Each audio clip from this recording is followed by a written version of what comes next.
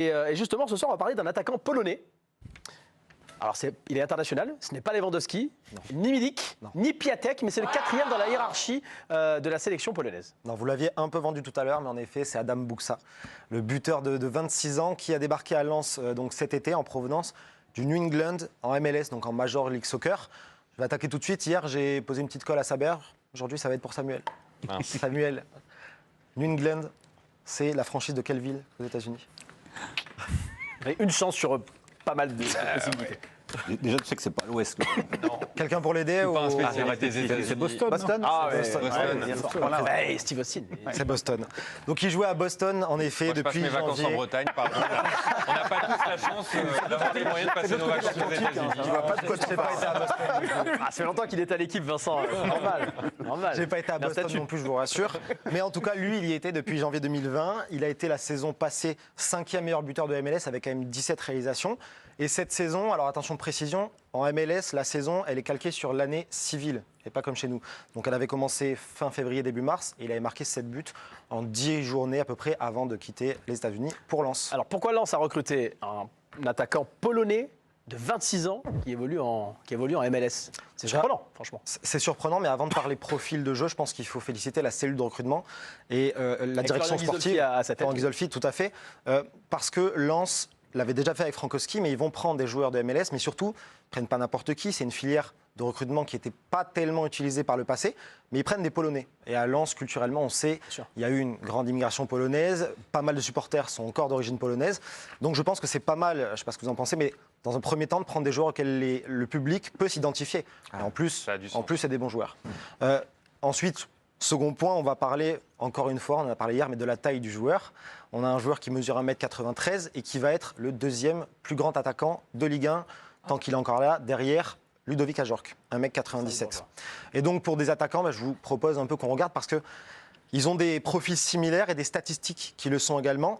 36 matchs pour Ludovic Ajorc la saison passée, 12 buts et 6 buts de la tête. Et de l'autre côté, 32 matchs pour Adam Buksa, 16 buts, 8 de la tête. Donc à chaque fois, un but sur 2 et de la tête. Je pense que Adam Buksa peut se régaler en Ligue 1 la saison prochaine. Et on va le voir en vidéo tout de suite. La saison dernière, justement, c'est un joueur qui se place très très bien dans la surface. C'est une arme absolument terrible. Détente sèche, détente avec élan, sens du placement. Et pour être libre du marquage, il sait tout simplement se mettre dans les bonnes conditions pour marquer. Donc je pense qu'il va falloir tout simplement qu'il soit bien servi la saison prochaine. On est encore en train de le voir. Voilà, sur ces séquences-là, toujours au bon endroit. Là, c'est une barre, mais l'action d'avant, c'était un but. En tout cas, petite statistique, Karim, la saison passée, Strasbourg, c'était 110 centres réussis dans la surface et Lens seulement 73. Une petite question par rapport à ce jeu de Lens, par rapport à ses coéquipiers. Est-ce que tu sens que la mayonnaise va prendre, que l'adaptation doit être parfaite? On a toujours un doute sur l'adaptation, mais en tout cas, je pense qu'avec Frankowski d'un côté, avec peut-être Jimmy Cabot de l'autre, on peut avoir en tout cas des coéquipiers qui sont capables d'aller vers ces centres-là.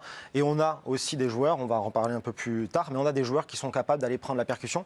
Et là-dessus aussi, il va être très intéressant. Donc je pense que ça peut l'être. David? Il m'a vraiment impressionné là sur son jeu-tête parce qu'on voit vraiment qu'il y a le timing, il y a tout, même la barre là qu'il va chercher, il est vraiment très impressionnant. Est-ce que tu sais si, puisque je t'ai fait la comparaison avec Ajorc, les joueurs grands comme ça ne sont pas toujours très adroits balle au pied, en tout cas c'est pas leur qualité première. Est-ce qu'il a également cette qualité balle au pied pour un attaquant? C'était Marlens. Donc ça vient le carton. Pardon, j'ai le carton facile, je l'ai dit. C'est le carton contraire. Mais moi, cet après-midi, j'ai passé 2 heures à faire ces relances avec Kevin. Donc si vous me piquez mes relances, c'est quoi mon boulot en fait? Carton jaune. Alors, et attention, ça peut être rouge direct. Est-ce que vous voulez qu'on la refasse, Karim? On va la refaire. Donc on va faire comme s'il n'était pas intervenu, mais c'est une très bonne relance, très bonne question. Alors il est bon de la tête, le père Buksa, mais est-ce qu'il est bon des pieds? C'est bonne la question. C'était pas mal, très bonne, bravo, bravo. Bon, on le sait, sa zone d'action majeure, c'est quand même la surface, mais ça reste un joueur qui lui aime venir décrocher et il aime participer au jeu. On va le voir en image, mais il le fait un peu comme sait le faire Sotoka, déjà à Lens justement, notamment en servant de pivot pour ses partenaires. En MLS, il a souvent évolué dans une double pointe avec justement un autre joueur à côté de lui, beaucoup plus mobile, beaucoup plus percutant, qui sait prendre l'espace tout simplement. Et à Lens, Johan, pour vous répondre, on peut imaginer que justement avec un Openda qui vient d'arriver également et qui lui a ce profil de buteur très mobile, très explosif, qui attaque les espaces, eh ben, on a une paire qui semble intéressante, surtout avec le Adam Buksa qu'on connaît, qui sait conserver le ballon, jouer en pivot et transmettre dans la profondeur. Voilà, on voit encore ici. Ici encore une fois, de dos, et il arrive à lancer à gauche. Donc ça, je pense que ça va être un schéma qu'on va voir, en tout cas, selon ce qu'on a vu avec Lens la saison passée. Kevin, juste, il a 26 ans et c'est sa première expérience. Alors, hors Pologne, c'est sa première expérience en Europe, véritablement, parce qu'il a évolué en MLS. C'est que certains recruteurs ont dû émettre des réserves sur son profil. Qu'est-ce qu'il y a pourquoi, en fait, on émettait des réserves sur Buksa? Il a forcément quelques défauts, l'attaquant polonais. Je ne sais pas si c'est un défaut, mais il y a un petit doute. Le doute, c'est sa mobilité. C'est un très grand gabarit. Et il est forcément pas très explosif, pas très rapide. Et pourtant, en MLS, on va avoir des petites séquences où il arrive toujours à être libre de ses mouvements et à faire quelque chose dans la surface. On va les regarder ensemble et vous allez voir là où je veux en venir.